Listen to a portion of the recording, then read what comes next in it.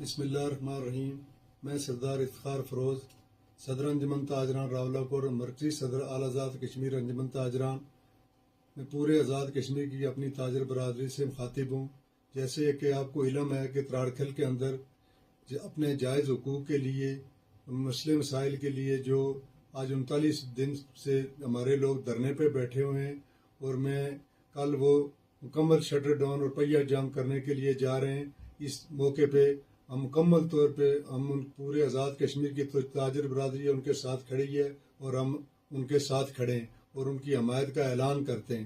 اور ساتھ یہ بھی کہنا چاہتا ہوں کہ 29 تاریخ کے حوالے سے ہمارے جو نوٹس میں جو بات آئی ہے کہ پاکستان سے یہاں فورسز منگائی گئی ہیں، کوئی ایف سی کی صورت میں اور کوئی پی سی کی صورت میں، اور کل اگر آزاد کشمیر کے حالات خراب ہوتے ہیں اور اس طرح کی فورسز جہاں لا کے کوئی گنڈا گردی یا کوئی بدماشی کرنے کی کوشش کرے گا تو پوری آزاد کشمیر کی تاجر برادری اس کا بھرپور طریقے سے جواب دے گی۔ بہت شکریہ۔